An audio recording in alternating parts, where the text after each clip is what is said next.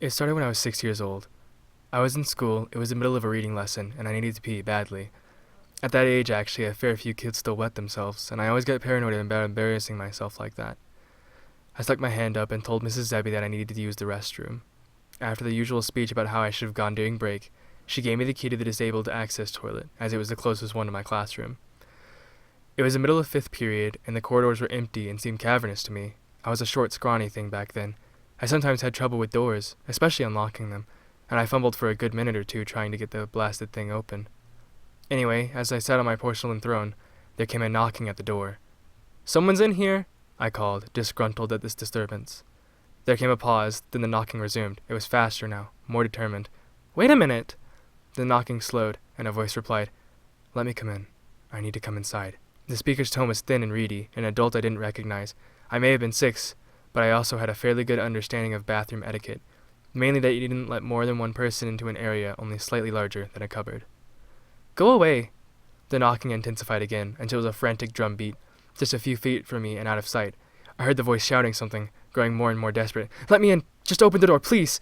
I was terrified by that point. The hammering and yelling was so loud, and yet nobody had come to investigate it. Eventually my teacher came to find me, angry because I had been gone for almost half an hour.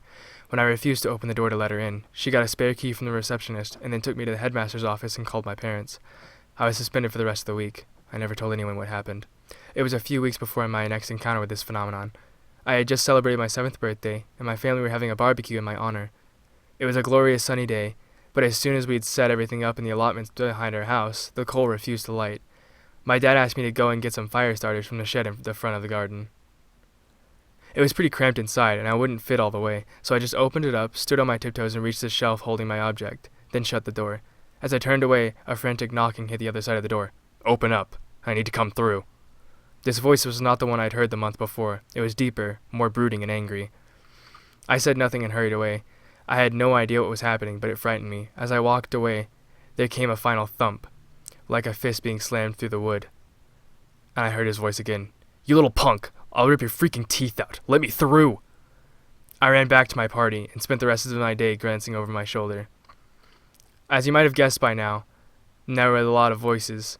I count at least 30 total. Every month or so I used to get them, pleading to be let through the doors. Almost always, it would be immediately after I shut the door behind me, as though these strange entities had been following me.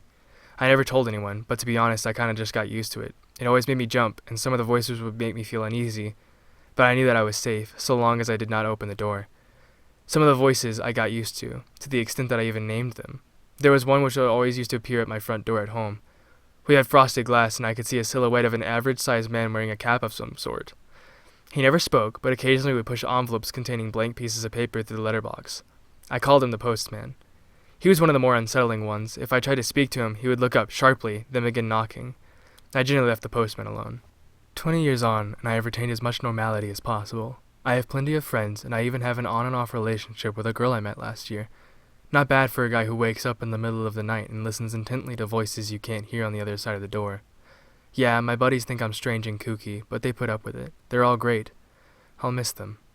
You see, things have started to get strange. Well, stranger than usual, I suppose.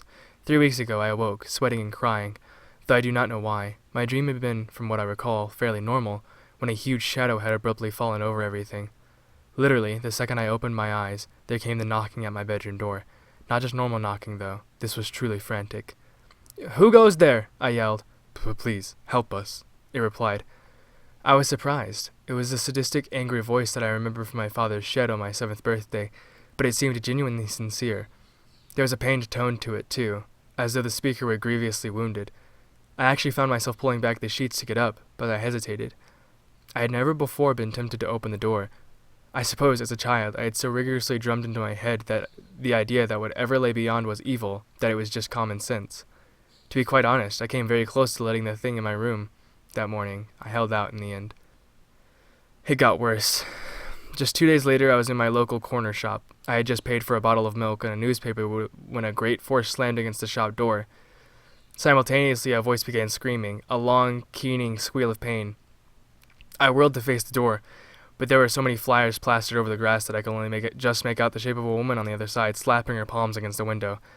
The shopkeeper stared at me as though I were crazy. In the end, I asked if he had a bathroom I could use. murmured some half-thought-out excuse, and hid there for 10 minutes until the screaming stopped. There were 4 more incidents between then and now, a mixture of screams and tearful begging. The postman stopped by yesterday, too. He knocked, politely, before sliding his usual letter through the letterbox. Then another, a total of 10 plain brown envelopes. The postman waited for a few minutes, knocking occasionally, and then he left me alone. Each letter contained a sheet of A4 paper, but somebody had taken a black pen to the pages, scribbling and shading them with such vigor that there were large tears around the center, and the edges were frayed. I shoved them back into their envelopes and tried to put it from my mind. Earlier, my bedroom door shook violently. It wasn't a scream or a howl or a roar that I heard, though. It was just crying. Dozens and dozens of voices sobbing quietly. Another blow struck my door. Plaster flaked from the walls and twirled to the carpet. Still no pleas or bargaining, just sobbing. I jumped up from my chair. A hairline crack split the frame of my door in one corner. My phone began to ring, and I heard a sharp rapping at the glass of my window, behind the curtains. I tried answering the phone, but it was simply yet more voices crying, not even sobbing, though, more like bawling in terror or anguish. I hung up, but it kept ringing, so I took the battery out. I have shoved most of my furniture against the door and window. It has been 3 hours since this latest attempt at entry began. The battering has not abated, nor has the crying. I'm fairly sure that my door won't hold much longer. As for my mediocre barricade, it could be swept aside in 2 minutes. I find myself faced with the very real possibility of death, so I'm writing this memoir of sorts, just in case something does happen. What do they want? Do they even want to hurt me? They seemed fearless, even malicious before. What could have driven them to this? Maybe I should open the door. Maybe I should let them in.